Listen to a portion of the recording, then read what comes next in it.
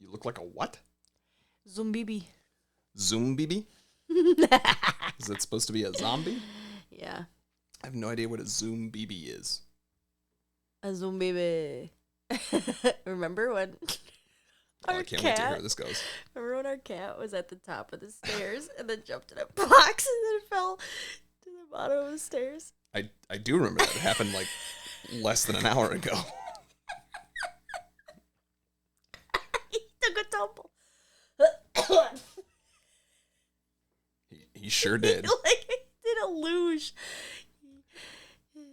I know. He should know. We're in the Summer Olympics, not the Winter Olympics. In love with movies, in love, in love, Dani and Nic. in love with movies. Da-da-da. Welcome back, movie lovers, during the Summer Olympics 2024 to In Love with Movies. I'm Dani. And I'm Nic. And what do we do here on this podcast, Dani? And this is In Love with Movies. And I said that already. That we talk about movies and what else, Nic? We talk about love. I think we could do this as like, what are those things called? Those people that talk about the Olympics. No idea. Oh, like like a telecaster. Telecasters, sportscasters. Yeah, we could be Olympic. No, you can't say limp dick when trying to say Olympic and then say, I'd make a good telecaster for the Olympics. Oh, friends, we're coming to you. My eyes are, do you see me right now? I think you look gorgeous. We're coming to you with collectively 3/4 of a brain, I think. Hey, that's more than what the last time was that we told them. Was it? I think so. Although maybe we said we had one brain between us. One brain. We are still a little bit sleep deprived. We are now in month 4 of our son's life. And for those who do have children, they may know that there is something known as the 4-month sleep regression.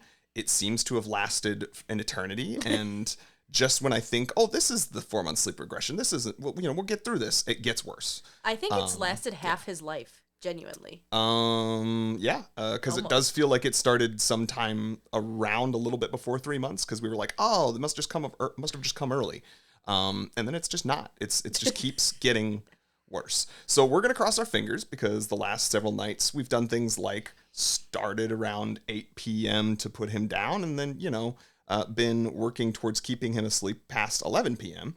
and a little bit of behind the scenes. It is now just about 8 p.m. as we record this, so we're hoping that he has the first night in a while that he actually sleeps enough for us to record this in one sitting. That'd be great. That would be great. So let's all manifest. Manifest. Add fairy sprinkles. Manifest.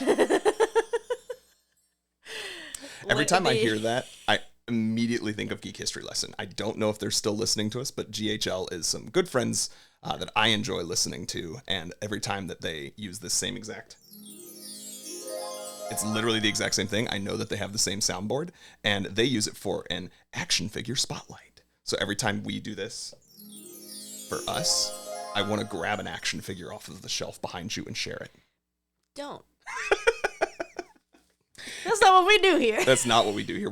So we talk about love and movies. Yeah, we did. And what's the movie we are going to be talking about in the second half? I think people might be excited. Yeah, wow. Fresh, hot off the presses. Hot, fresh off the presses.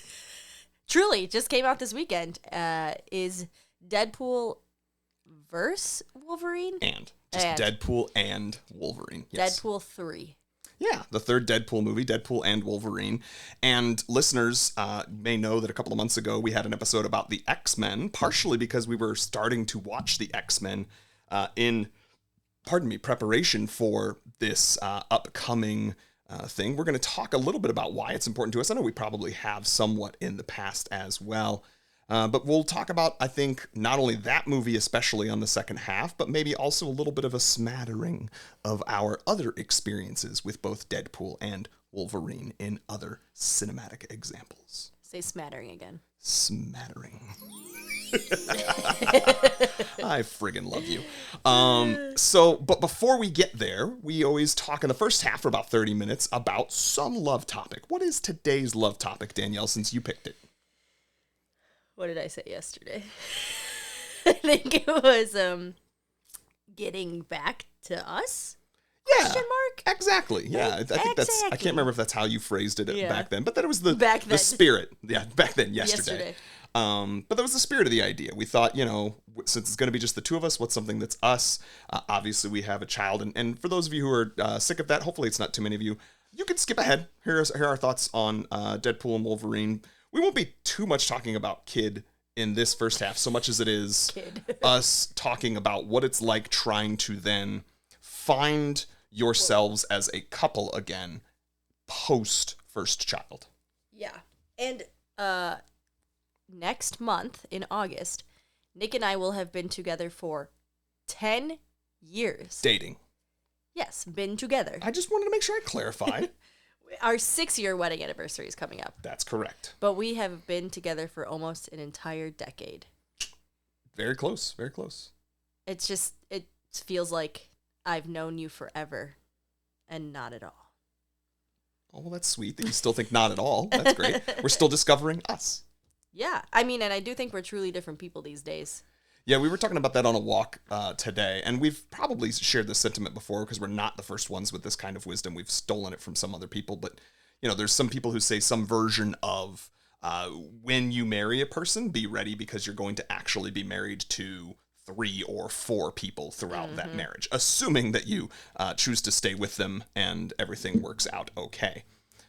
So that ends up meaning that you sort of change as people, and I would say that even especially for us, that if you count the first 4 years before we got married that we knew each other, that also was a lot of change that took place. Perhaps even more so. So we are very different people. I was 22 when you met me. You were 26 when I met you. And I don't even remember you, being in your 20s. Damn. It just, didn't register. Damn. You were always just, old. Well, snap. Because I think your 27th birthday was, a month after you were dating. Yeah, probably. Or, within a couple of months. Yeah, October. And it was this is an 8-week relationship, but I really, really like this guy. But what do I get him? Do you remember what I got you? I do not remember the gift, no. I got you underwear. I think Superman underwear or something. Oh, really? Is that where the Superman underwear came from? That had the Velcro on cape? Yeah. Still wear those underwear, guys. This underwear is 10 years old. Underwear. Hey, as long as there's no holes in it and it's still holding things together, it's doing its job. There's no reason to replace. Yeah. And you don't wear the cape every time. Correct. Only on special occasions. And I think I got you probably Oreos. That would track. It was low stakes, kind of funny, but also something that I kind of knew about you was you wore not good underwear, I think. Wow. What? And I knew that Superman was your favorite superhero.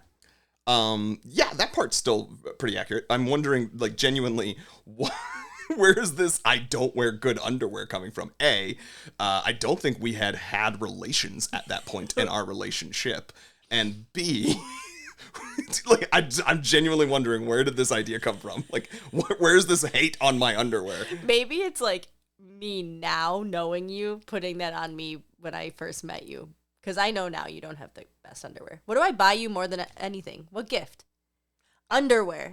I had not put these two things together. I like my underwear. I'm a boxer briefs kind of guy for the most part. And where did they all come from? Danielle Elizabeth Smith. That is not a factual statement, because I have underwear that I wear longer than 10 years, and I definitely have underwear that has been in my drawers since before. But let me ask you this very important question. Hard-hitting podcasting right here. Okay. When is the last time you bought your own underwear? Well, again, if it lasts 10 years, then you don't have to replace it that often. Answer the question.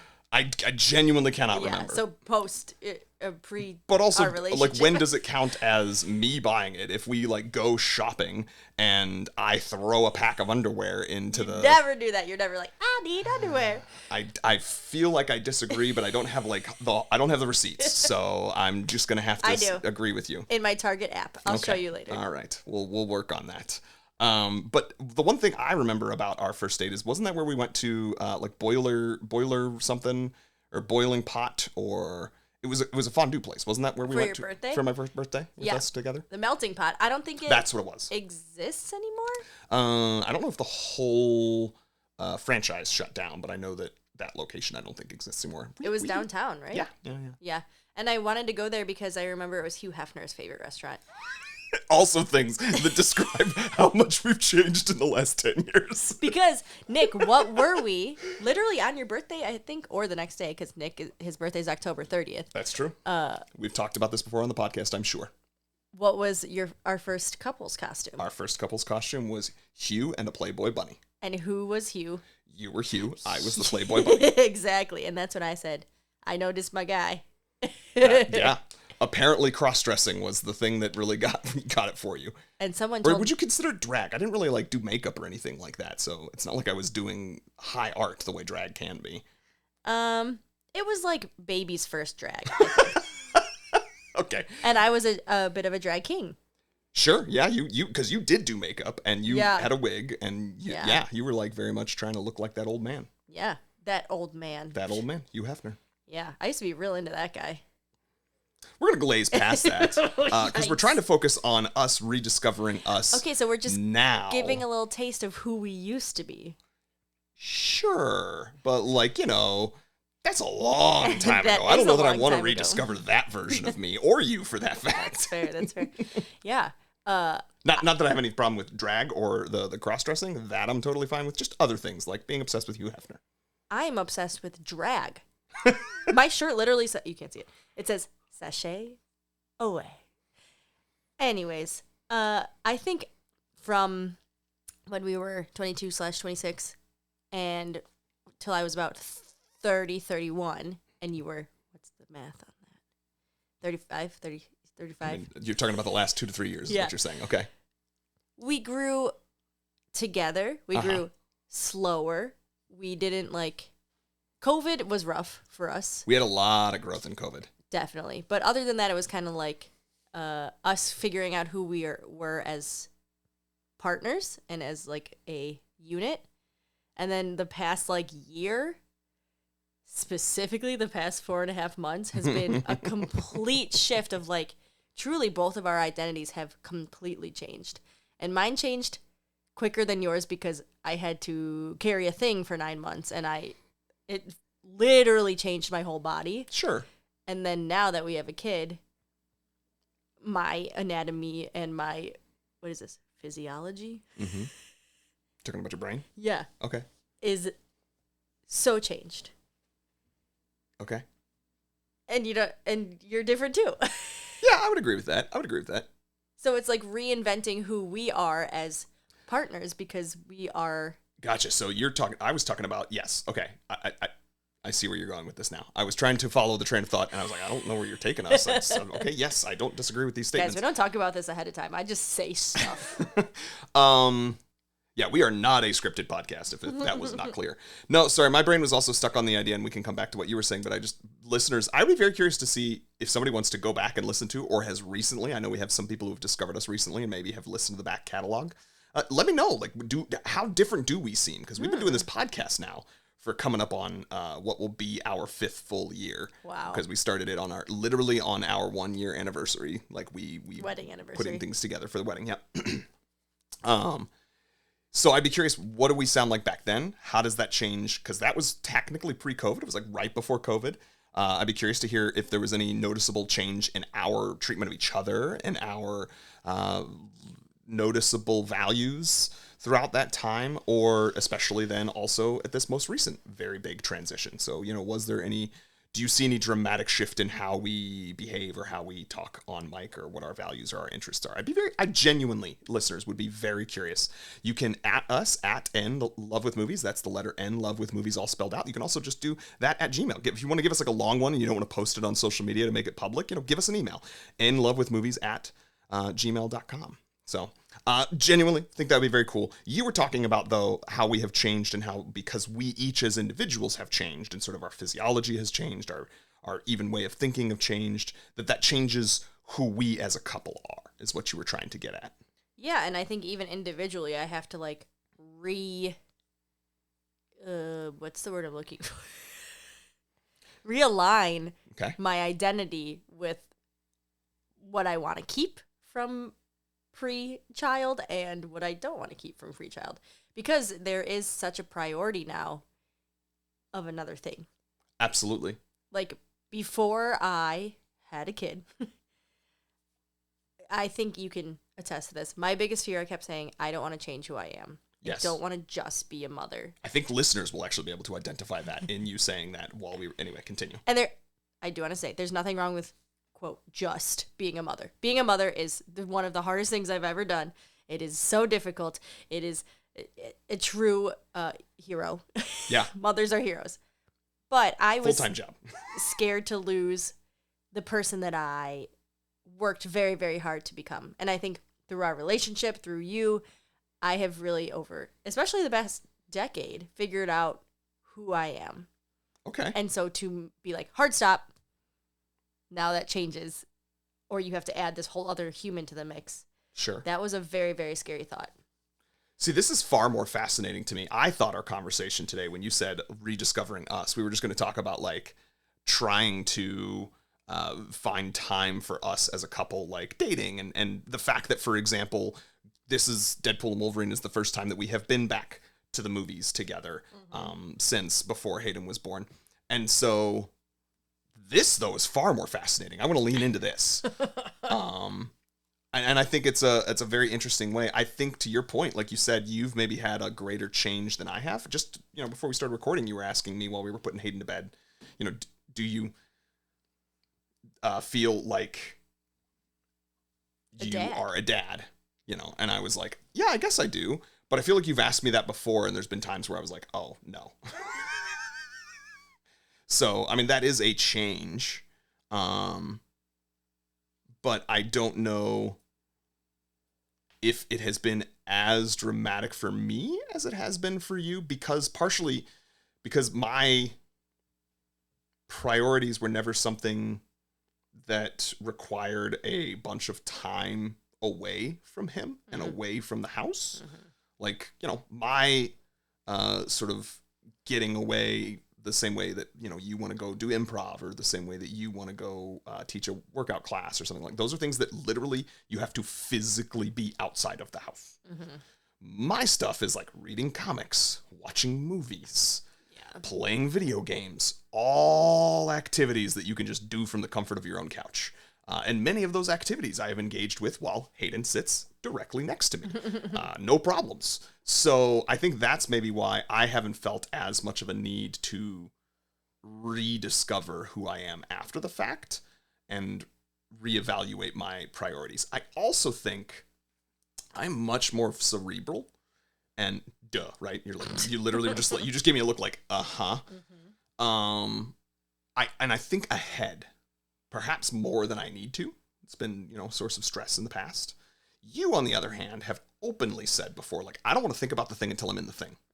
In fact, that was, we've probably shared on this podcast, something that made some strain and some concern in our relationship, because I was worried that basically, like other things, you were going to maybe not be knowing what your feelings were until the moment was there, and then you had a kid and you were going to not want the kid, and then the ship sailed. You don't really get to like put it back up there. You know what I mean? So instead, that's not what has happened, thankfully. But for me, I had thought out a lot of what my feelings were about being a father well in advance of us having a kid. Sure. And you can think about what your feelings might be, but until I feel what my feelings are, I don't know how I'm going to react. Like, I said this to you earlier. I didn't realize how obsessed I would be with this little human. I could, like, look at him constantly. Just, like, all the time. And I do. And I love being with him. And it's not like he does anything, really. He just, like, laughs and smiles. And that's the best thing in the entire world.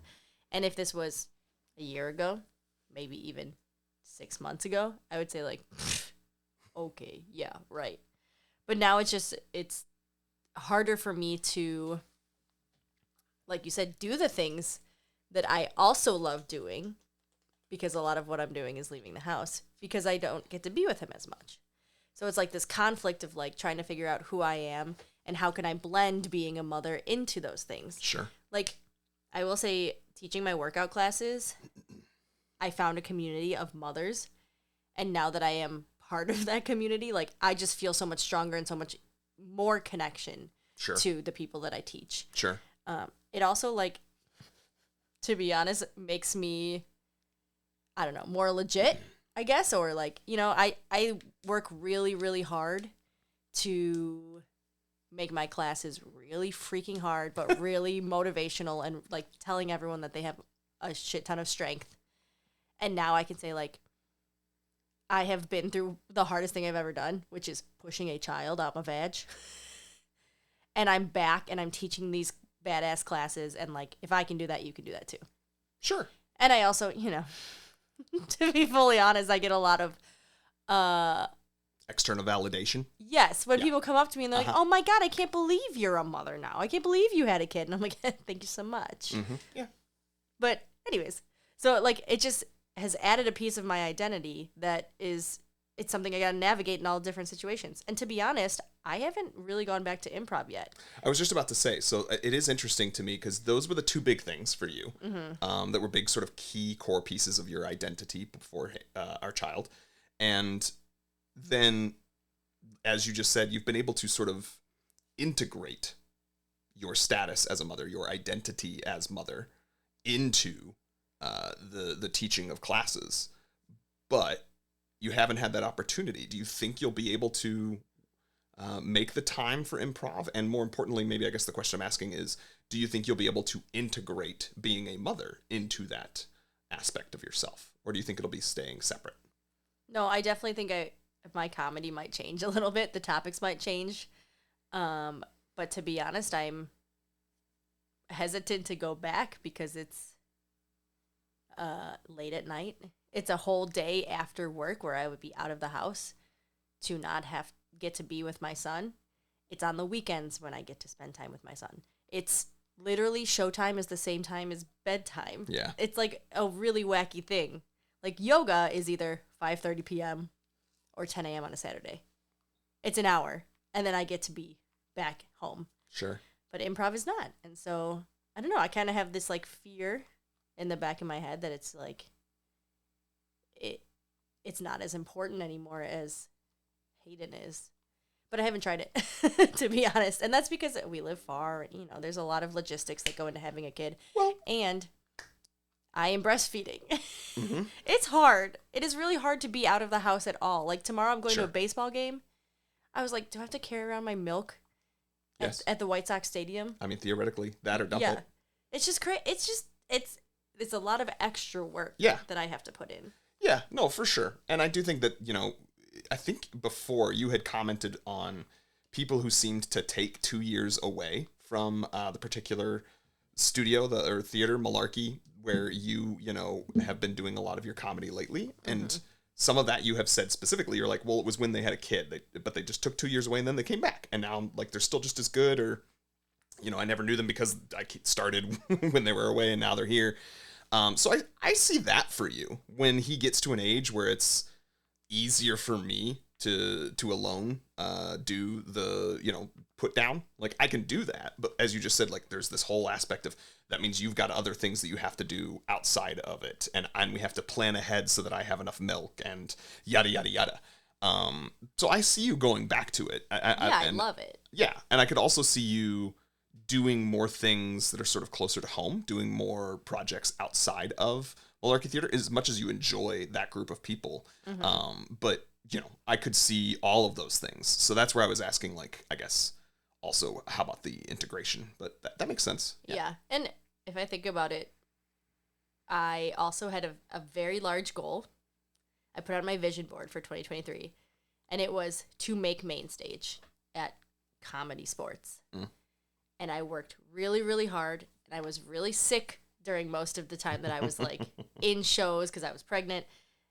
And then I made it. I made it to main stage. I made it to, you know, the cream of the crop, so to speak. And I can't be on main stage anymore. Like, I have made it in that theater.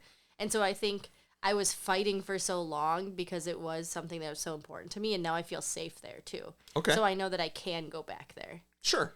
Whereas if I was in minor league still, I think I would feel a lot more angst about it. I might even just give up, you know?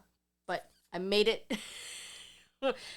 I think my last show, I was like 8 months pregnant, literally twerking, dropping it low. Yes, because others had like stage. balloons or balls or something like that they were faking being as pregnant as you were. Yeah. Yeah. So I think there's that, and it's something I know I could always come back to. So very good. I would like to and I apologize. This is the pedant in me, the need to be told I was right, the I told you so great. of it all. Bring it. But I specifically remember, I think some of the conversations on mic where you were worried about some of these things, you're worried about losing your identity, and my advice was, you don't know what your priorities and higher values will be once you have a kid. Yeah. And you literally just said exactly that you're like, I'll admit it's a different priority. And now, going out at 7:00 is still something I would like to do, but it's a lower priority than taking care of my kids. So that's why it hasn't really happened yet. What are you looking for? There you go. Thank you. Okay, check. Yeah, but I think also it's been helpful in a lot of other ways. Like, in my job, because, like, family is priority now, I have, like, more real things that are pressing. Nothing at work really bothers me that much anymore. Like, have I cried since I've been back about work? No. People have been rude to me? Cool. Like, it's just, like, it ends at the end of the day because I'm an employee for 8 hours a day, but more importantly, I'm a mother. And also, the mother part of me helps me with my job because I do have to, like, protect a program and grow a program. I think it's, like, helped me be better at my job, but not take things as personally because it really doesn't matter in the long run. Yeah. As you say that, I guess, as I'm thinking about it, that maybe is one place where I have changed as a father. Like, I've kind of slowly been getting more comfortable and more confident and whatnot in my job that I currently have. I think the job that I had before maybe made me more stressed out because I never really knew whether I was doing a good job or not. And now I have more confidence that I think I am, and that's partially the job. So this was already building as an arc before we had our son. But then I think since we've had our son, similar to what you just said, even more so, I feel comfortable sort of leaning into, this is a job.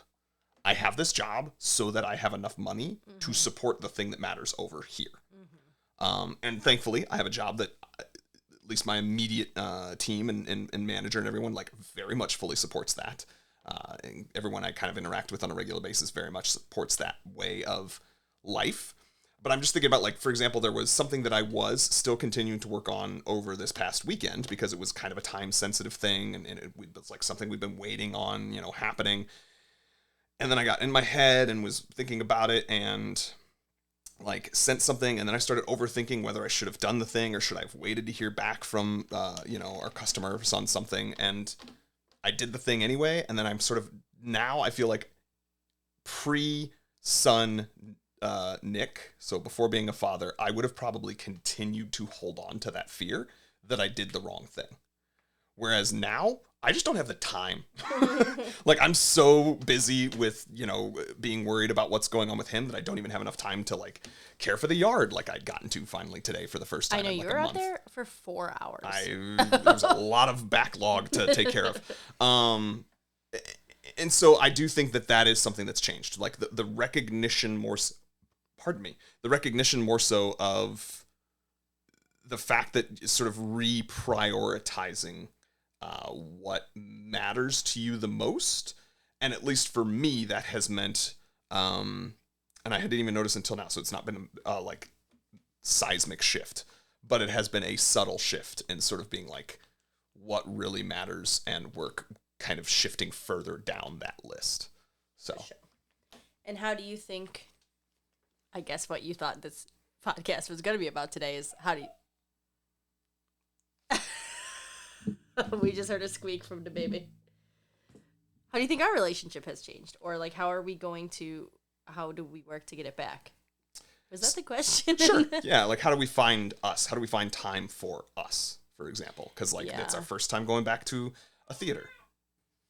Okay, so your question was talking about how do we find us? How do we rediscover us? And sort of leaning into the fact that going back to see Deadpool and Wolverine was our first time back at the theaters. It is also almost the first date that we have taken for us. So we took one 1 hour trip when he was like a month old to go have a drink. Yeah, for my birthday. Yeah. So he was 3 weeks old. Okay. So I said like a month. So yeah, it was for your birthday.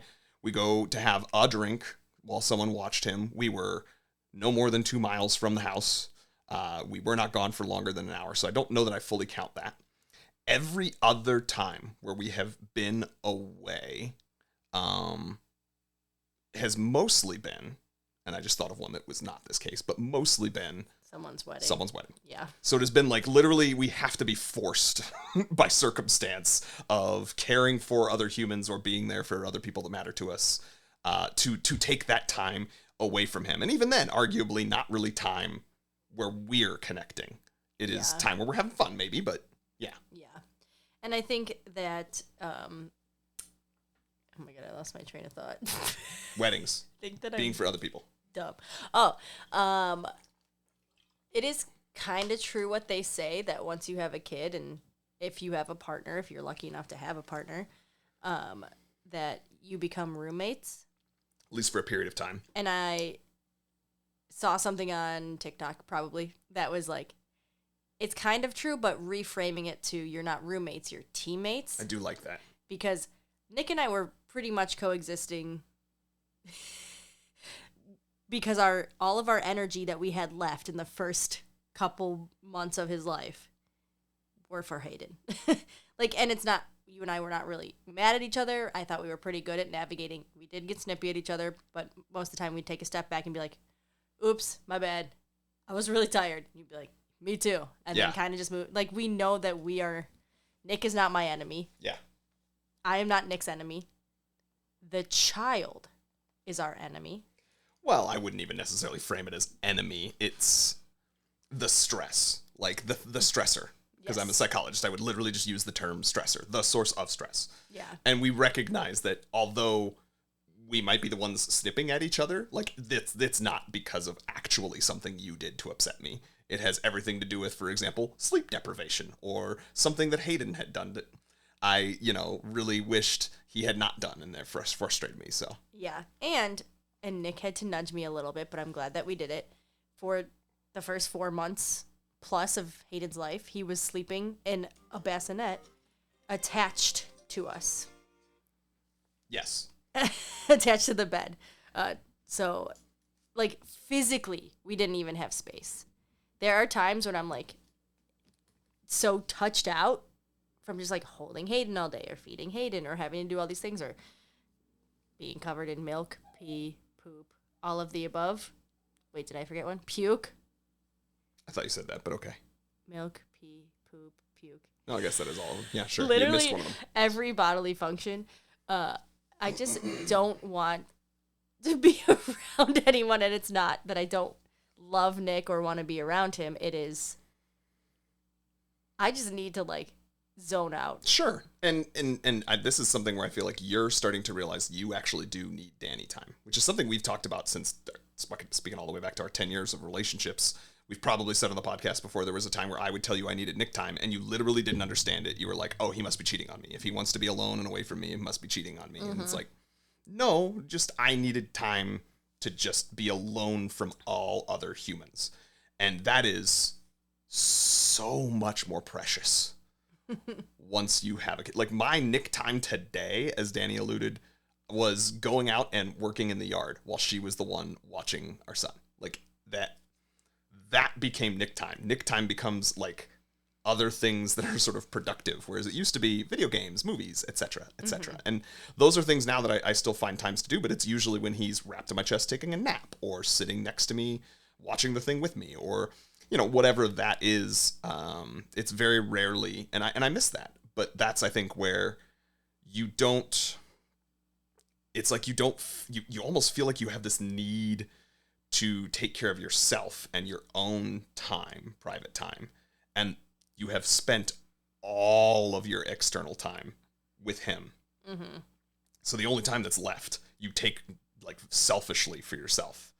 And you have to be much more intentional about making time for you as a couple. And I will be honest, I do not think we have done as good of a job as we should have, maybe, or would have liked to, or would have been given the advice from others. I mean, there are people who, I've seen on social media, and who knows? Social media is always, fake. Somebody presenting something, but talk about like finding a sitter and going out every single night, like from jump. Every single night? Sorry, every single week. Apologies.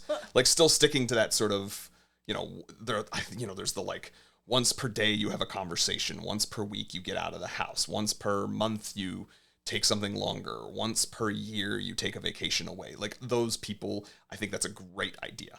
Theoretically. But yeah, we have struggled to execute it. We certainly have not had the once per night getting away. And maybe some of that's because we hadn't really established that as a like pattern for us even before having a kid. But certainly not since. And the struggle is it doesn't happen naturally now. Yeah, and even before Hayden, we used to kind of just like our time together was like cuddling on the couch. Yeah. And it's like spending time in a show together and then kind of like digesting the show together and like being just like holding hands or doing whatever. And now I feel like we sit on opposite ends of the couch because we're just like tired. My back hurts. like I said, we've been touched out. And then sometimes it's just like we can't even focus on the show because Hayden will be squeaking every 5 minutes or whatever. So yeah, it has been very, very difficult. But like I'm so lucky to have Nick, who I think we could manage this moment in our lives, this era, if you will, because I feel safe in our relationship. Yeah, I agree with that. It's almost like I know that our relationship's going to be okay if I don't feed it for the next couple months because we're still working together. We're still here, and then we'll work on building us back up soon. Yeah, I would agree with that. And don't get me wrong. This is me, I think, on mic even. I am telling you, my wife, I would like to see us make more of an effort where we don't just keep the pause button on for us. I agree. Like starting even as early as this week, we should do more, starting with, Deadpool Wolverine is where it started. We should find and make the time for us to get out of the house and do things together. Maybe not always going to a movie because, digesting it is always fun after the fact, but it's not necessarily connected time. Yeah. Yeah. For sure. But we can do that. Okay. All right. And we hope you movie lovers will help support us in that effort. We very much appreciate it. Yeah, come babysit. Not what I was going to say, but sure. If you live in the Chicago area, hit us up and slide into those DMs. Speaking of sliding into the DMs, I have a request for our listeners, movie lovers. I have a call, putting out the call. I would like for you to help us decide and find more guests to have. Okay? I know, or I get self-conscious that not everyone wants to hear us talk about having a kid and having our relationship be the focal point makes that the case. When we are the only two ones talking, as we have just articulated, we don't have time for anything else or any other thought besides our son and raising him. So if we're just talking to each other about the nature of our relationship each month, that's going to be what we talk about. I don't know. I think I'm pretty funny, but I think we need someone else to balance Nick out. Anyway, so what I would like you to do is I want you to let us know who have been your favorite past guests. Who's someone you're like, man, I really wish they had blank on again. And we'll reach back out to them. Or better yet, at them at the same time that you at us on all of the social medias. We are still on the X Twitter, but we are also on Threads, Instagram, Blue Sky, all of them at In Love with Movies, at the letter N, Love with Movies. If you're watching this video, it's right underneath my head right now. That is the @ sign. Find us, at us, say, I want you to have on, and then at the person if they're on that most social media app, and say, hashtag love again. There we go. We're going to do hashtag love again and then hashtag new love. If there's someone that you know who's up, maybe one of your favorite podcasters, maybe there's somebody that you really enjoy listening to who also especially is either talking about movies or somebody who's like a relationship podcast. We would love, love, love, love to have some of those interesting people on. And if it's someone you already enjoy listening to, then we want to give you that more of that here in our feed as well. So that's the task, movie lovers. I want you to find the social medias, or again, hit us up on Gmail and let us know who are your hashtag love agains that you want to have us back on the episodes, or hashtag new loves, people you want to see come speak to us about their love and their love of movies that we've not had on before. Thanks, Nick.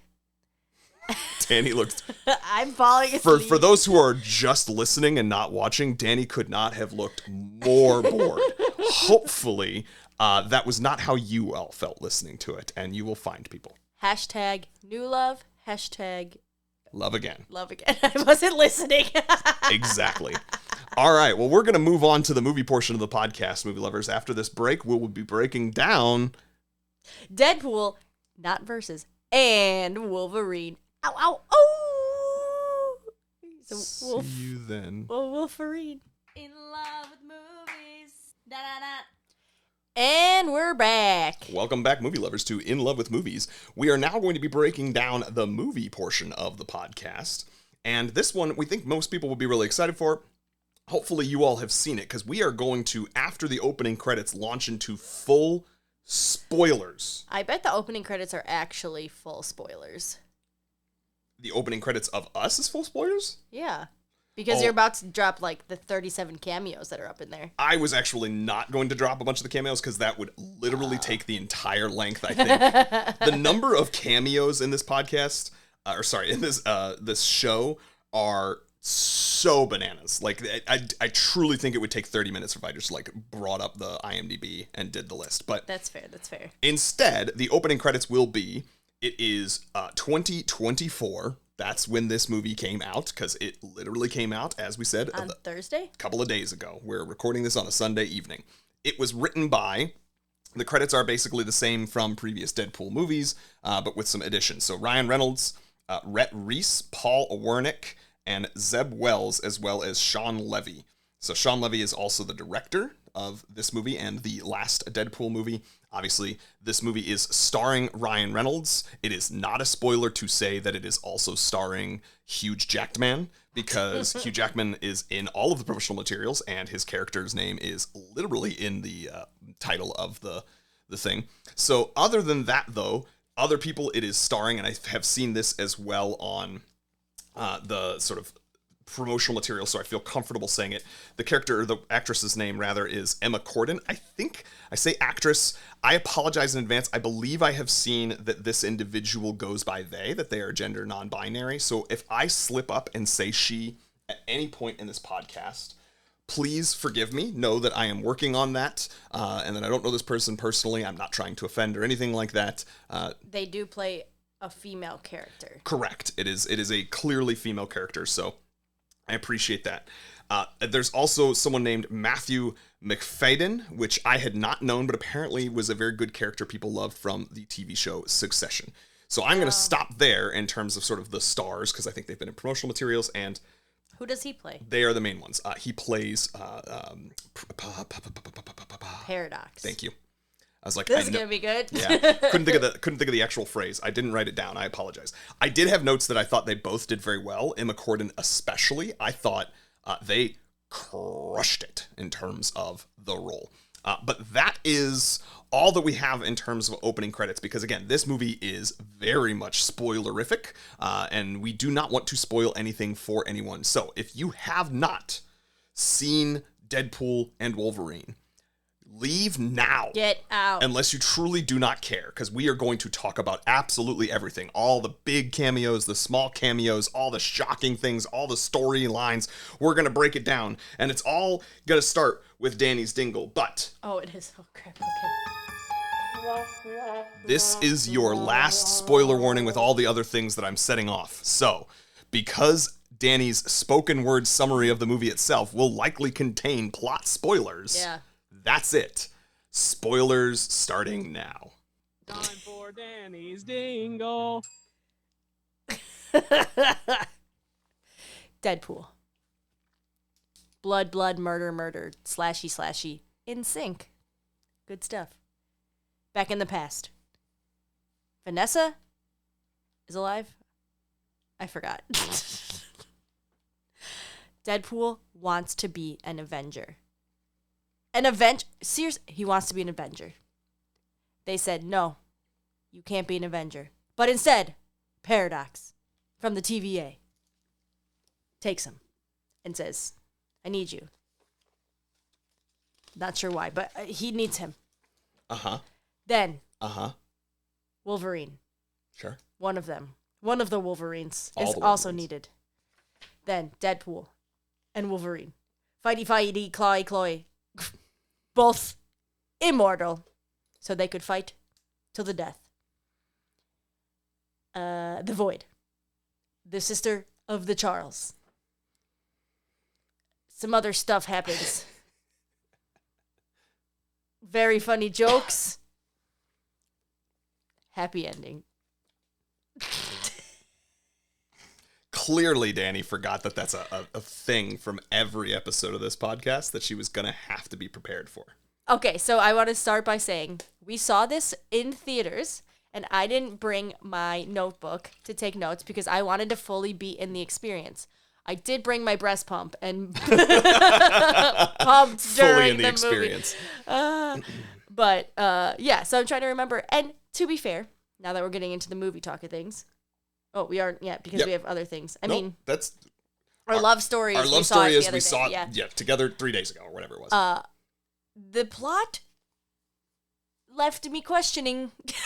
Sure. I yeah. could not actually tell you what this movie is about. Didn't follow a ton of the storyline, but I loved it.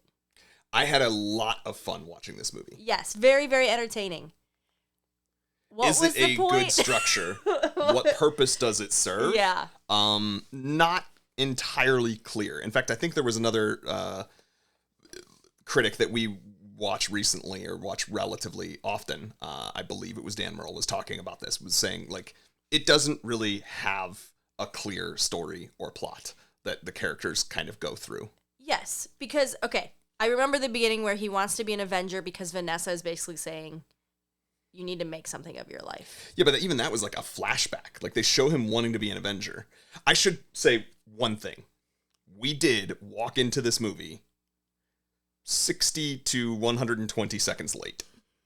Because we have a child. So, like, for those of you who have seen it, obviously, spoilers, we walked in, he was already dancing to the NSYNC song and beating the crap out of guys with Wolverine's remains. But do I think there was any plot in the 60 seconds that we missed? There may have been him saying something like, I'm bummed and Vanessa left me. There could have been something like that. All right. But I don't think so. I brought it up because otherwise, without that, and I didn't want people like screaming at us like, oh my God, it was the first thing in the whole show. If it was, we missed it. Okay. Yeah. We came in, the credits were already kind of happening. He was slapping people in the face with portions of Deadpool's body before he then made his own claws, which was really cool. But anyway, so assuming that didn't happen, you had nothing until a flashback. It's like halfway through the movie that you even find out that she had some sort of thing where she said, you need to make something of yourself. Yeah, and I would like to say, again, we're going to talk about this a lot. I truly enjoyed this movie. Yep. A lot. But there are no stakes. And I didn't feel the stakes at all. It is inconsistent with, if you think back on, I don't remember the second movie, but the first movie is a movie that I adore, that is so well done.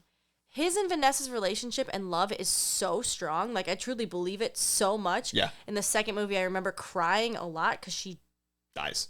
Did she die in the second one or in the first one? No, she dies in the second one. Okay. She is stolen, looks like she's in peril because she's kidnapped in the first one. That's their love story. The second one starts with her dying and then him, like, it's not, like, really the reason. Like, and this is another thing that's, like, the second one was, like, she dies basically at the beginning and then that's not really his motivation for the story that he actually goes on.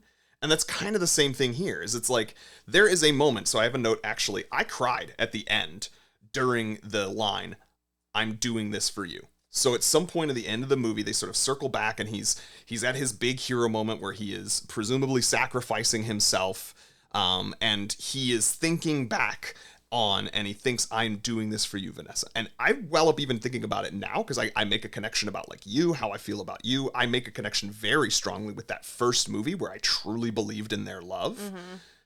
But they sort of choose to make that not a part. I genuinely am not even sure I understand why, because it seemed like they were uncertain. Is this movie about him having greater purpose, or is this movie about him caring for her? And there's only like 2 or 3 scenes that they interact with one another. And I don't know if it's like they weren't confident that he would go on this journey in the first place, the way that it is first presented to him. Because the guy pulls him out, Paradox pulls him out of his time and basically says, we need you. You're going to matter. You're going to be important.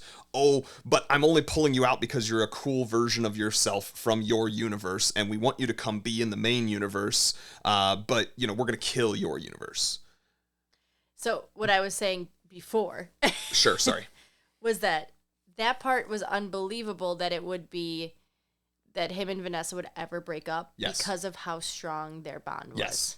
I didn't get to say that part. I'm sorry. I apologize.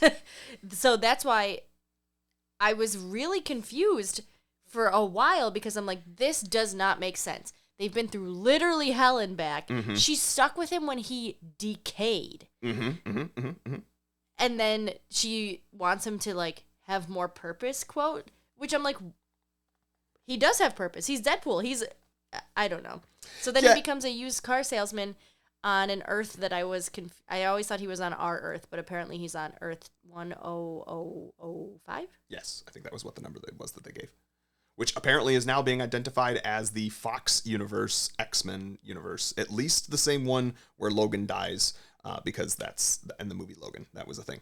But like that, I feel like they should have made the contrived, like, because for me, that moment where he thinks about her again at the end, and that's sort of him saying, the reason I'm making this hero sacrifice, the reason I am doing the thing that makes me quote unquote matter, is solely motivated for my love of you. I am only caring to save our entire universe. And granted, they kind of try to be like, oh, and also his friends and the other people he loves. But like, why do you need to have it be this weird thing? And why do you have to have them have weird, moments together? I don't know. It could have just been get him into the situation. And truly, like, he pretty much backstabs, what's his face as soon as he finds out that, he's supposed to destroy his own, or let them destroy his own universe. Have his motivation be, cool, it'd be fun to, be someone cool. Let me go get my friends, especially my girlfriend. I really love her. Mm-hmm. And then have you say, no, you have to let your world die. And then him be like, I am not going to let Vanessa die. Fuck you. I'm going to then now go off and find Wolverine and fix this. Like, I don't see why she could not have been the primary motivation with them still in a relationship. I do not see the function of why their relationship was not together. Agreed. And she was in the movie like for 4.5 minutes or something. And maybe that's what it is, just like scheduling. And I know that this movie was plagued with a lot of like rewrites and some other issues, and it was filmed during like portions of the actors' strike. So I don't know. Maybe all of that has a lot to do with what they could cobble together. But for me, I would have been more happy if it had just been about that. But that's also maybe my bias, because I think we've said on this podcast before, one of our first things that we used to do a lot when we first started dating was go to movies. And one of our first sort of out of the house Valentine's dates in 2016, it would have been our second Valentine's Day together. We went and saw Deadpool, the first one, in movies. And we kind of did it almost as a lark or a joke, like, sure, this will be our Valentine's Day thing. And I think we maybe made other plans to go to dinner or something like that, thinking like, oh, this will be the romantic thing, but our Valentine's Day thing is Deadpool. We had way more fun and felt way more romantically connected as a result of that movie than we had for anything else. Like, that movie is close to perfect, honestly. We rewatched it somewhat in the last year, and it still holds up. So that's why I also don't think, so I think their relationship is inconsistent, because they're broken up and she's dating someone else, and they're just at a birthday party as friends. Yeah. His birthday party. And then also, Deadpool would not ever want to be an Avenger, I don't think. Or he would, ironically, but not. Yeah, it wouldn't be like his real motivation. Yeah. Yeah. So that was, I don't know. Like you said, it was very contrived, the beginning of the movie. And I want to say, Marvel now, previously Fox, you don't have to do much to get me to a Deadpool movie. You just have to put Ryan Reynolds in it, like, and figure something out simple. So Truly. Why did they, like... Then he gets taken to the TVA, which I didn't watch Loki because it's too existential for me. Sure. So, but I didn't need to because it didn't really matter. And basically he says, Paradox says, your timeline is ending because Wolverine died, right? Yeah. He's the anchor. Yep. He died. So now his timeline's about to end. Mm-hmm. Which does not necessarily follow the established canon of things. Like, there's nothing about anchors and timelines withering as a result of a lost anchor. Like, all of Loki and what they had with TVA before, as he alludes to, is like, it's all about pruning. Like, there's the quote-unquote sacred timeline. You're not doing what the sacred timeline dictates. That has created a alternate reality. We're going to immediately eradicate your entire alternate reality. Now, because of where Loki ends, and they're not always destroying alternate realities, like, it allows for a multiverse. So, okay, maybe this is what the TVA does now, is just sort of, allows them, and maybe there's anchor people, and that's a thing, like, but that's kind of a loose way to establish that. And I actually have a note in here, because of the way certain cameos work out, I actually think this was a smart thing. They make this way more connected to the entire Fox catalog of Marvel movies before Deadpool, or before rather, Disney bought any of it. So it's the X-Men, it's Fantastic Four, it's Daredevil, are all Marvel properties that existed under the Fox banner over the last 20 years. However, because of that fact, I thought they were going to have more MCU stuff, and the only MCU character, like truly MCU character, is it's like B-15, I think is her name. It's the female TVA person who like has some chemistry with Peter at the end, which that was a hilarious joke, by the way. I loved that. Where it's like there's not even like anything really being, the two of them are just kind of like eye screwing each other, and everyone else is standing around being like, what's going on here? And it's just like, but this chemistry is just palpable. I thought that was such a brilliant way to do that, and both actors did a great job. But she's the only one. Happy. No, not Happy. Oh, you mean because Happy was in it. You're right. The driver.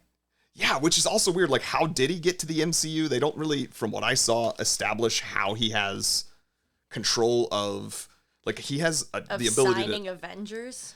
Well, that, no, not even Happy. But I was going to say, because I literally, like, that scene was nothing to me. Like, yeah. that's why I just now totally forgot genuinely, kind of like, that he even was in it. Because, yes, you're right. 616 is supposed to be the quote-unquote MCU, as far as they're concerned. That's what they identify it as. That is him being in the MCU then, therefore. And so all I was about to say was, with her being the only one from the MCU is not actually true. But like, that shows just how little that portion of the story mattered.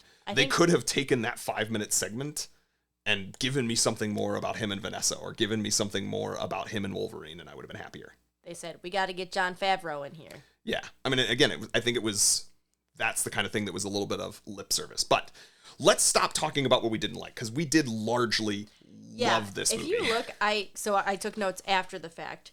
Things I didn't like, I only have 3 things. No, 4 things.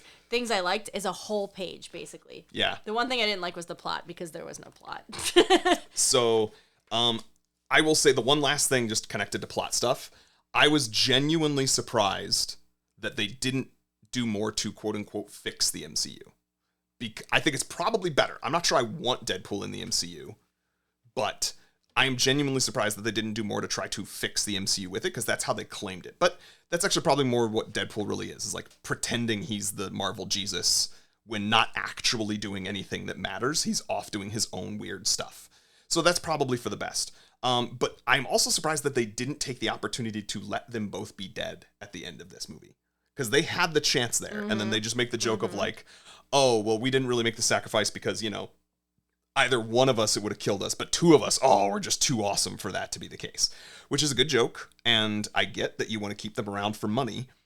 But honestly, I think, aside from the we need them around for money issue, it would have been smart for them to have this one Deadpool movie that just blows up the timeline, does whatever it wants, but then also kills both Wolverine and Deadpool, so you don't feel like you have to keep coming back to them the way that I now think they're going to keep coming back to them. But as we record this, they've also announced that they've got, spoilers for stuff in the future, not even just this movie, Robert Downey Jr. is coming back as Dr. Doom. So they're apparently just, they can't let anything go as a possible source for money. So seriously. But I was shocked that they didn't let him die. That was the thing that I wanted to say. I loved the post-credit scene, where he like kind of said, well, why don't you talk about what happens to get to that post-credit scene first. Sorry, go ahead. Nick's jumping all the way ahead. Sorry. So, yeah, as we said earlier, the cameos in this are unbelievable. So, for some reason, again, can't remember, Deadpool and Wolverine end up in the Void. Because Paradox, I think, was like, get out of here, you rascals. And apparently the Void is where all these, like, washed up or superheroes so they hit him with that stick. They hit him with that stick. That is a pruning stick. And you find out in the Loki series that this place called the Void, which does not exist in any universe and it exists outside of time, is where everything that gets pruned goes. Okay. So I didn't know that. No, that's okay. But that's why, like, everything that exists in that Void is, like, all of the rejects from Marvel properties. Got it. Okay. So that makes more sense. But they're in this Void. They did have a very cool Wolverine and Deadpool fight. Stabby, stabby. Yeah. It was very good. I like that Wolverine, like, got down and, like, crawled. And it was like, hurrah! Like, that was just, I don't know. It got me. I really liked it. I cheered. I think that was one of the many moments where I cheered. But then they find this mysterious being who's hooded, and they bring their arm out. And you're like, oh my God, it's Captain America. Because you literally thought that this is a Marvel movie now. We're going to bring Captain America in. And guess what? It was Chris Evans. They did such a great... I should have seen it coming. I literally have the note. I should have seen this coming. I am shocked that I did not see it coming. The bait and switch part of it. And so for dum-dums like me, who have not seen the Fantastic Four, it took me a minute because they're like, okay, Cap's going to say his line, which I think is, I could do this all day. They want him or to he was going to say assemble, something like that. Avengers Assemble. And then he says, flame on! Yeah. And I looked at you and I was like... And I'm cackling because what? I immediately understood what was happening. So they used Chris Evans as... the Human Torch. Instead of Captain America. Yes. Yeah. Very funny. That was brilliant. And that was probably... we'll get to it later. I want to know what your favorite cameo is later, but we can talk about a lot more of them because I might need to think about it. No, and I think they did a great job choosing to, because they could have shown you a lot of different images. When they do have him, and they're sort of saying like, oh, you want to matter. Here's where you can matter. We'll make you a part of the MCU. When Paradox is having that conversation with him, they choose to have like 4 of 5 screens that you see are images specifically of Chris Evans as Captain America. So it is priming you as an audience to be thinking about him only as Captain America. And I just thought that was so brilliant. Because then they like something about the way his arm looked in that particular, like you see a glimpse of his sort of suit and it had some red band on it or something that again makes it look more like the blue and red of Captain America, not just the blue of Fantastic Four. But that was chef's kiss. And then he doesn't last very long. And Ryan Reynolds goes, well, there goes our budget. Or something like, we couldn't afford him for that long or something like that. Somebody complained about him being dead and he's like, well, I mean, don't you know what he was doing to the budget? Yeah. Yeah. So one thing I did love about this movie, which is very Deadpool, is the fourth wall breaking. But maybe I'm misremembering. They did it so much in this movie. And it's I think it was they done were more, yeah. trash talking Marvel. They just kept saying, well, our last couple movies didn't do so well. And you know what? It's really refreshing to hear even Marvel say that about themselves. Because I'm so sick of Marvel movies. Yeah, we've shat on them enough. We're not gonna... I'm just saying. So to have Ryan Reynolds from the mouth of babes say it is just... I liked it. So the fun and interesting thing for me was watching you with the cameos because I was getting most of them. So if you go see this and you're somebody who's big and into these kind of movies for longer, you get them... Like, you didn't know that Human Torch. You had no idea who Blade was. You were like, who's that character? And I was like, it's Blade. And you were like, who? I knew Blade. I just didn't know that was Blade. Okay, that's not how you reacted in the room. I've never seen Blade. You also did the same thing which was really funny because you didn't know who Elektra was. I did when I... Okay. I know her... This is revisionist history here, but... I also said, oh, that's Jennifer Garner. You did know the actress, At first, it was blurry, and I was like, oh, because I expected Blake Lively to come out. I was waiting for her. And spoiler alert, we already said that a million times. She is in the movie. She just never unmasks see her face. herself. Yeah. I do love that she plays Lady Deadpool because the promotional materials last week has been playing up the character Lady Deadpool, knowing people would be excited for it. And then I saw a bunch of other stuff that was like people asking Ryan Reynolds, is Lady Deadpool played by your wife? Would you ever be able to get her in a movie? Would you want to work with her? And he's just like been coy and been like, we can't afford her, man. Which, I don't know, maybe there is something about the fact that she never like saw her face, so maybe it is a cheaper rate. I don't know, but I think it's hilarious. That just I love that they are constantly trolling their own fans. Yeah, at one point Ryan Reynolds, nice pool, but we'll get to that. It's like, yeah, you should see Lady Pool. She just had a baby. You wouldn't even be able to tell. Which Blake Lively did have their 4th kid. You can't even tell. And then Deadpool at one point says, Blake's going to kill me or something. Like literally calls his wife out by name in the movie. Yeah, I can't remember why, but that was hilarious. I wrote down some of the fourth wall breaking that I could remember. Canada, they were like, keep my country's name out of your mouth. Marvel hate Blake. Blake will be mad. Somewhere he's like, in season 1, episode 5 of, and he's talking about Loki. Yeah. He like, because he was name dropping the character Eliath. Yeah. And then he's like, don't worry, you can draw it out. People are used to these long run times or something like that. Yeah, that was a good one.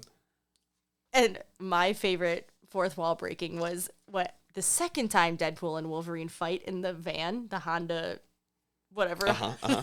Honda Odyssey, I believe. Yeah. They hit the radio and it starts playing The Greatest Showman, and then they really quickly turn it off. But it was hysterical. I screamed. Remember? Yes, you did. I screeched. I wonder, because I think there's like, you definitely have to get rights, but I wonder if you play less than it or something like that, like not much of it, you just play like a 2-second clip instead of like a 30-second clip. If you either can get away with not buying it or get away with paying less for it, and I think they know that like people would know. Oh yeah, because what it's just that the was. Whoa. Yeah, and it I think it hit really well with because the music also was another thing that the first movie did really, really well. This movie I think did the music really well as well. I have that note too. Like the music was good choices of music, and they set it to what was happening fantastically well as well. I was actually thinking the music, most of it is very much millennial coded. It was like our music. Yeah, it was like Avril wrong. Lavigne and the I hope you had the time of your life. Yeah. Who sings that? Green Day. Oh God. Good riddance. Sorry friends. And then I forgot that. So anyways, it was like bands of our time. There was like Alanis Morissette. It was very much catered to us, I think. Well, I think they know that that's what their prime audience is, for sure. Yeah. But I just a quick note, because I know we're bouncing all over the place. Sorry, there's just this. That's kind of what this movie is. It's an exciting movie, and it's chaotic, and it really is just especially when you don't get to take notes, it is a random smattering of cool things that happened, with a loose plot. Yeah. But so the good riddance, I thought that was such because it was not only is that song, but that song was used, I feel like, multiple times in my era, at least, of you'd have high school graduation videos that were photo or video montages of your time in high school, and it would be playing at your high school graduation with that song in the background. And what they had set it to was that kind of montage of videos and photos from the sets of the many different Fox property Marvel movies that had existed. So it was this, we had a time of our life, goodbye to the Fox era of Marvel movies. And I just that was beautiful. That was very sweet. It was. And then in the void, there was a dead 20th Century Fox sign. Yeah. Hilarious. Yeah, perfect. I want to go back to the void real quick. Okay. I thought it was really cool. There's a shadow eating thing. What's his name? Eliath. But it was so Mad Max, the beginning of it, and I loved it. And they knew that, and they leaned into it, and they I think they even had a joke in there about at what point is this copyright infringement? They called her Furiosa or something at one point. Yeah, very funny. And then so in the void you meet what is also the villain, and I want to go back and say, you said this at the beginning, but Paradox, the actor, so good. He was so perfect in that role. Yeah. I really liked him a lot. Yeah. So then we get to the void, and there's another bad guy or bad gal who is allegedly the twin sister of Charles Xavier. I don't know a lot about comic books and stuff. Does she exist, or did they just make her up for this movie? I think she exists. Okay. I am not a deep enough X-Men fan. I would have to get our former guests on. Again, movie lovers, let us know if this is someone you would like to hear come on to the podcast again. But Cy and Gordon, I'm sure, could tell us all about whatever X-Men runs she may have existed in. I am fairly certain that I have heard the name. I think it was Cassandra Nova, if I remember correctly. I'm like 90% certain that I've heard that name thrown out, and that I have heard about Charles Xavier having alternate reality twins. I mean, they said she literally tried to strangle him in the womb or something like that. Like, that's messed up. I thought she was a great character too, though. Like, kind of some of the same powers of Charles Xavier. I have no idea if in the comics she literally has to physically touch a person to be able to see into their mind, but the way that they played with that in this movie and her like fingers sticking through a person's, I thought that was twisted in all of the best ways. Yeah, she did a really great job. Yeah. They did a really great job as the character. But was unnecessary, possibly. Yeah, then so it's like bad guy Paradox, bad guy Cassandra, bad guy Shadow Eater. Like, who's the enemy here? Or like people in the Void who are on Cassandra's team because they're afraid of her. Yeah. I don't know. Yeah, and I think that because it wasn't sure, this gets into the plot stuff. They weren't sure, like, what do we want to do with this? It wasn't any of those things enough. And I think it took away from, you know, like, I have a note, you know, we would talk about I really did enjoy the Deadpool Wolverine fights, but because these are characters who can literally grow limbs back, and there have been hilarious jokes in the Deadpool movies in the past about him regrowing limbs, I would have loved something where they like take each other's hands off, or, you know, I don't know what it needed to be, but like literal physical dismemberments where they then have to regrow things or organs. I would have loved to see more of that rather than just simply what it felt like to me was we do have blades, but we're essentially punching each other because you don't see like dismemberments, you just see the blades cut, and then you know that they're going to be fine because they have a healing factor. So it's like they're just beating the crap out of each other knowing that they can't kill each other, and that's about it. Yeah. So I would have liked more things with that, but we couldn't have all the things. So yeah, I do think this movie is definitely fan service. Yeah. And I didn't know a lot of these things, but luckily Nick tells me all the things all the time. So when they bring back all the characters, so I did recognize Toad because his tongue. Mm-hmm. Sabretooth. Uh-huh. I was like, that's Sabretooth. And then you think that's going to be an epic battle, and then Wolverine just cuts off his head, and then that's the end of that. I would have preferred, what's my guy's name? Liev Schreiber. Yes, Liev Schreiber. Oh, I'm into that Sabretooth. She's got a thing for him. But then Elektra, Blade, those are old school people. And then, what's his name? The guy that Channing Tatum plays. Oh, Gambit. Oh, so I know Gambit because he was in that one bad X-Men movie. Yeah, and I can't remember if I can't remember if we talked about this on Mike, but I remember I was explaining to you while we were watching a bunch of the X-Men movies. One of the reasons I made you watch X-Men Origins Wolverine is so you could understand and see the last time that Wolverine as a character and Deadpool as a character existed on screen together, and how terrible it was and why it's been panned and yada, yada, yada. That same movie also contains, yes, Gambit as a character played by, I think, someone from like, I don't know, CW or something like that. Some movie. So he's supposed to be a deep South Louisiana Creole character with like a heavy semi-French, you know, like Chris Creole is kind of, so that's not only why you had a weird accent in that movie, but also why you had Channing Tatum just leaning in. So Channing Tatum, it was buzzed around and it was known sort of amongst Hollywood, and I watch a lot of like people who talk about Hollywood stuff, that he had wanted to play Gambit and was trying to get a Gambit solo movie made after sort of X-Men Wolverine and other things. He wanted to do that, and he's been wanting to do it for literally like since before anybody knew his name. Like kind of the same way that Ryan Reynolds always wanted to play Deadpool, it seems like Channing Tatum always wanted to play Gambit. Gambit from the movie or the cartoons is kind of also usually this like really lithe character. He's really skinny and kind of like, so I never personally saw Channing Tatum as that character because he's just beefy. He was beefy. And he was beefy in this. But I thought he did the assignment for this movie fantastically. Hysterical. I think if you had to ask me, I'll tell you who my actual favorite cameo was, but Channing Tatum is just so funny.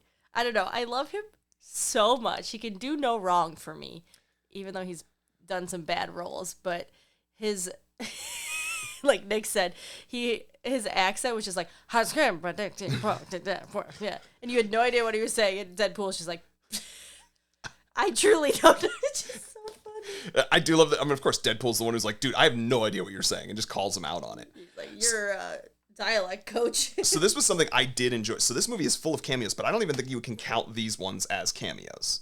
Like, obviously, Wolverine is not a cameo. He's a character. Mm-hmm. But same thing as, like, sort of Spider-Man No Way Home. Was that the one? Or is it Far From Home? I can't remember. Whichever one it was that had all the other Spider-Men. Like, they had Tobey Maguire and Andrew Garfield. Like, those are not cameos. Those are plot central characters. And the same thing here. You've got his Gambit, then you've got Elektra, and then you've got X-23, played by Daphne Keane. And then you had Blade, which also genuinely shocked me, and I will talk about that in a second. But, like, all of those characters, those are not cameos to me. Those they came to play their characters. They were actors in this movie. Was Toad the same character? Toad was the same actor. It was played by Parker, the guy who played Darth Maul. But he, I do think, counts as a cameo. Oh, I can barely see him. I think Sabretooth counts as a cameo. Yeah. I think... Pyro? Pyro probably dances the line. I didn't know that. Pyro. You did, because I told you he was in it. It's the same actor who was in X2, the X and X3 for that matter. But he's young. Yes, he's like a teenager, and so he's a middle-aged dude now. That's mean. He was, in a wasteland, so give the guy some credit. I guess I just didn't recognize him. Yeah, but there were a bunch of other cameos of people in like sort of the central area of Ant-Man, which that was also such a great joke. They have like a giant Ant-Man is their base, and there's a joke about Paul Rudd finally aging, which I think was in the trailers too. But anyway, so there's a bunch of cameos in there, and then there's a boatload of cameos when they have the 100 Deadpool at the end. Yes. So you had Matthew McConaughey was the voice of the cowboy pool. We've already mentioned Blake Lively was Lady Deadpool. Apparently Nathan Fillion did the voice of the like floating head Deadpool. You've got Paul Mullins, who, if you watch Welcome to Wrexham, he plays the Deadpool pool, who's literally walking around with the Wrexham flag on him. I loved that so much. Just so many in there. Cameos. And so those are cameos, and it's jam-packed with, like, again, more than I could count. I think my favorite cameo, and we haven't talked about this yet, but before he finds the Wolverine that he's going to pick, they have a montage of him checking out other Wolverines to try and find a Wolverine that he can use to come take back to his universe. And it's literally labeled in the credits as Calverine. Because you have Cavalrine, yeah. Henry Cavill. Henry Cavill, or I think it's actually pronounced Cavill, but anyway, Henry Cavill who's Superman, plays another like too tall to be Wolverine, and it's just one bit, but it was so good, and they savored it just the right amount because you're like slowly walking up on him to the point where I thought, oh, maybe this will be the one that he ends up pairing with, because they keep cutting back and forth between it and other failed Wolverines. So when he then Cavalrine turns around, it was so good. I think that might be my favorite cameo, but out of all of them, what was yours? I love Ryan Reynolds. His own, you mean Ryan Reynolds as Nice Pool? Ryan Reynolds is also another character in... Yes, Ryan Reynolds is Nice Pool, and he's this Canadian long-haired dude who's just so nice, and when he comes running up, he goes, "Oh, sorry, so sorry," and I died. And then Nice Pool has Dog Pool, and Dog Pool is this ugly-ass thing where Ryan Reynolds truly licked that dog's tongue. Like, that's method acting right there. That's disgusting. And the whole premise of Nice Pool plus Dog Pool. Okay. Like, all the Deadpools are trying to kill Ryan Reynolds' Deadpool and Wolverine. And all Wolverine has to do is hold up Dog Pool. And they're like, guys, don't shoot. Don't shoot, it's the dog. And then Wolverine just, like, confidently walks and they don't... Yeah. It's hilarious. And the first time you see Dog Pool, I turn to you, there's this ugly-ass dog running towards them. And I turn to you, I say, why is he wearing a Deadpool outfit? The dog is wearing little mittens. Okay, I don't know if that counts, but I did not expect a second Ryan Reynolds to be in this movie. Well, it counts even more so if you look at the credits. We looked this up yesterday. and I can't remember now what the first name is, but it's not listed as Ryan Reynolds. The Like character of Gordon Nice Pool. Yeah, or that's Gordon what Reynolds. Gordon Reynolds. Gordon Reynolds plays Nice Pool. Like, what the F? That was so brilliant. Hysterical. I know we've gone through so much of this, but there are just so many pieces to it that are so funny. Can I tell you my last favorite one? Last favorite cameo? Piece. Can I give another piece first? Okay. I want to rewind to talking about Wesley Snipes. Okay. Because Wesley Snipes, you said afterwards, you're like, oh, he looks so thin. And I think he's just getting a little bit older, that he's lost, he's not as sort of beefcake. So he's, a little bit thinner in the tooth, so to speak. But I was so surprised by Wesley Snipes that I spent the first half of the movie after he's introduced trying to figure out if it actually was Wesley Snipes that they had gotten to come back as Blade, or if they had introduced Mahershala Ali in this movie, who's a skinny dude, who's a tall, thin guy, and he's wearing sunglasses the whole time, so you're kind of like half of his face is not shown. Yeah. He had a slightly different, like, facial hair thing than what he'd had in the Blade movies. So I literally the whole time was like, is this actually Wesley Snipes, or is this Mahershala Ali, and they're sort of just officially introduced him, and he's now just like doing sort of a Wesley Snipes bit, like a impression of him.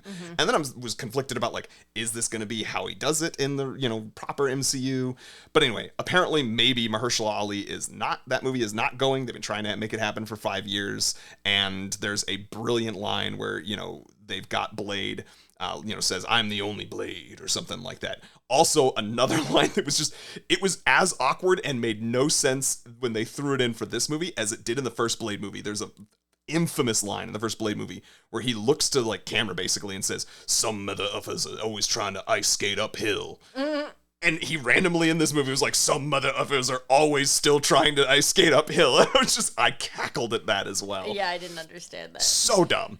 But so the reason I was shocked, and I wonder if this has convinced him to come back for the MCU, and I wonder how much Ryan Reynolds had to do with that. Because before Ryan Reynolds played Deadpool in the first Wolverine Origins movie, that terrible version of Deadpool, but was sort of the closest thing to it, when he did the Merc with the mouth part in the flashbacks. Before that, he did a sort of proto Deadpool character in 2000, and when was the movie? I wrote it down. So Blade Trinity came out in 2004, and it was the third movie of Wesley Snipes' Blade. It had Ryan Reynolds, and I think it was Jessica Biel, were two characters in it, but it was also panned. That movie was not good. And I have watched it, like, I don't know, 10 years later again since. Still terrible. Does not hold up. And it was infamous also, that movie, because apparently Wesley Snipes allegedly did not get along with the director. And it was, like, basically towards the end of his career, it's supposedly one of the things that made him, like, retire for as long as he did. He hated the guy, did not respect him, barely spoke to anyone else on set, supposedly did not have a good relationship with Ryan Reynolds when he's talked about it in interviews, but the relationship with the director was so bad he literally wouldn't speak to him. Like, imagine having to direct a person and he will not talk to you. Yikes. So he phoned in that performance for sure, and that's where I was like, he's never returning for that character. There's no way that this is possibly Wesley Snipes. I wonder if maybe things were either not as bad or they repaired them between him and Ryan Reynolds, and maybe Ryan Reynolds is the reason that now he's convinced him to come back for this movie, and therefore will have convinced him to come back to the MCU proper. We shall see. That was a very long explanation for what you were saying is, he says, I'm the only Blade, and Ryan Reynolds gives, like, a look to camera. So that could be he's not the only Blade, and then Mahershala Ali is playing him, or he's coming back. Correct. Sorry. Woo, I had to give context. I always have to give context. I'm sorry. I take too long. I know. Some people glazed over. Hopefully they'll forgive me. Some people. That's me. Including yourself. Okay, so let me tell you about... Yes, what was your last thing that you loved? Hugh Jackman's abs. Scream. I screamed. People were cheering in the the movie theater because Deadpool makes a line about it earlier. He does say, like, oh, he's got that costume on now because of the divorce, which Yeah, they basically are like, oh, he doesn't take his... He said it's something like he used to take his shirt off, but now... Like, so they're basically saying, like, oh, Hugh Jackman isn't huge or jacked anymore, Yeah. and that's why he's got his shirt. So then they make a meal out of it. Yeah, his abs are basically glowing at the end. Yes. It was chef's kiss. There was part of me, because it's, like, also a bunch of CG happening, that wondered... No. Maybe... No. Let the man have it. Well, I was gonna say, I think that if memory serves, there is a scene where they're then walking out, like, and it is just them walking out, not with electrical stuff going on around them. And, you know, before he puts a shirt back on, like, there's a scene of you see it's just him again. So Okay. I think that it probably was real, but also for the moment I was like, oh wow, they're gonna have the ab scene and it's gonna be CG augmented, and so that would have been even, like, I feel like then if Deadpool had made a crack at that would have been also hilarious. So That's true. So essentially, the plot, we Sucks. lost it completely, but at the end they hold hands and save the world. Yep. Which I did like that. I thought it was very cute to be like, you know, one of us would die alone, but together we save the world. yeah, and even if they hadn't survived it, if they had actually died, because it's like kind of was necessary for them to physically connect these two pieces that was going to reverse the whatever, yada yada yada. Even if they had both actually made the sacrifice, I had enough reason, and could have had more for Deadpool, but he was trying to save Vanessa. That's enough reason for him to do his actions. I thought it was a great character arc actually for this version of Wolverine, as we've not really talked about, but he apparently like screwed up and made everyone hate the X-Men, and also was not there to save his version of the X-Men. So he's like got this guilt that And he's not a true hero. Died or something. I don't know. So he's not a true hero, and so like him getting to be a true hero is a good, culmination of his story that I thought would have been good too. But it also just made for a brilliant, hilarious, another great comedic beat using music too. Yeah. Overall, very entertaining. There was only a couple things that I thought, it's a Deadpool movie, but we don't need as many like lowbrow gay jokes. Like so many gay jokes. And like balls jokes and dick jokes. I'm like, come on, you guys are smarter than that. Do funnier jokes. There was also a couple of ableist jokes that like they made fun of people who were gonna be mad about ableism. I don't think that's funny. And also Blade said the R word. Yes, I did at least like the fact that, so like I think that was a movie or a word. I agree with you, and totally 100%. I did think it was nice that they at least called it out. Like, Deadpool calls him out. Yeah, but why did they even have to put do that it in the there? first place? You're not wrong. Well, what I was going to say is, just for a little context, I feel like it was a word that was dropped a lot In Blade? in Blade movies. Gotcha. Yeah, in the original Blade movies, which, not saying it makes it okay, but would have been 20 plus years That's ago. him trying to apologize for it? Maybe, yeah. Again, probably could have just skipped that. I joke. agree, and, they didn't really make Wesley or the Blade character apologize for it. They basically made Deadpool apologize on his behalf. He said, I don't want to be canceled again. Yeah, so you're right. I just Yeah, wanted to provide at least a little bit of understanding or background as to why they may have thought it. sure. And, there's a lot of, like, Christian, they're making fun of, like, Jesus, and Sure. he's the Marvel Jesus, and yeah. So, there was some that I'm like, it's humor, I get it. Humor is objective, but there are just a couple of times when I was like, eh. I think you meant to say humor is subjective. No. Given the context. Sure. I don't know what I meant to say. But, like, no, I agree. Like, yeah, it didn't hit for you. Those are things that did not hit Yeah. for you. And I agree. Like, Dick jokes are not funny to me anymore. We're in 2024, guys. I don't know. Them stabbing each other in the dick with That's their knives, that was funny to me. But you don't have to, like, be like, he's gay. Every guy's gay for every guy. And then they kept calling each other girl. Like, Wolverine kept calling Deadpool a lady, and then Deadpool kept calling Wolverine a lady. I must have missed that, but Yeah, a couple times. And I'm like, that's dumb. You don't need that. yeah, I agree with that. But overall, should we do our heart ratings? I and was all just that? about to say, so Yeah. what we're going to go now into our heart ratings. We'll wrap this thing up. We'll land this bird. We've talked about it a lot, but that's We have. because it's a good movie. It is a good movie. If you haven't gotten a sense of it, everyone, I do think you should go see this movie. Hopefully you haven't gotten to this point, given everything we just spoiled. But, if you somehow that happened, go see this movie. We will give our heart ratings, which is a 0 to 5 hearts, basically supposed to be a somewhat objective measure of how good we think this movie is. And then a would you renew your vows, which is basically would you care to see this movie again? Subjectively, how does it feel to you? Do you love this movie? Do you want to watch it again? So I'll let you go first, Dani. Okay, so how many hearts? I'd give it a good 4.5 out of 5 hearts. Like I said, extremely entertaining. I laughed out loud, screamed, cheered a lot of times. But the plot is dumb. I didn't like the lack of Vanessa's storyline. And like I said, some jokes just weren't for me. Cool. How about you? Oh, and would I renew my vows? Yeah, I actually do want to go watch it again because we missed the first couple of minutes. And I just want to laugh so much at dog pool and nice pool. Yeah, so the renew my vows is a very easy one for me. Yes. I even said to you, I was like, I wish we had time to watch this movie another time before we're going to talk about it and record about it on the podcast, because I am certain there's so many things that I missed. Not just from the beginning that we literally missed, but like so many things that I'm sure I didn't catch. I want to watch it again because I thought it was hilarious and it made me have a good time. In terms of how objectively good it is, I'm going to give it a 4.25. With the caveat, it might go up. If I watch it again, it might go down. I could see it going either direction, depending upon another watch where I get the chance to sort of more critically evaluate it as opposed to watching the movie. The other reason I want to watch it again is not only did we miss the first however many seconds, but the second half of the movie I had to pee really bad, and it was one of those things that was it started to make me not be in the moment and not focused on the movie. So I want to have a time probably also where we can watch it at home from the comfort, where we can pause it. We have we get to start it when we want, all that jazz, and then I will have a more secure sense of where my rating on this actually lands. But is it worth going to see? 1,000%. And it's better than the second one. Yes. The second one was regrettably very forgettable. Yeah, we still very much enjoy the first. I have rewatched the second, I think, twice since we saw it in theaters, and I still, right now, could not really tell you what happens in the movie. There's glimpses of the second one, of the hilarious cameo of quote unquote Brad Pitt as a cameo when he's an Invisible Man. I know that you've got Josh Brolin is in it as Cable. That's good. Oh yeah. But what really mattered about the movie, or why I just don't care. I don't care. Yeah. So this was good. This was good. I liked it. All right. Well, I love you, Dani. I love you, Nick.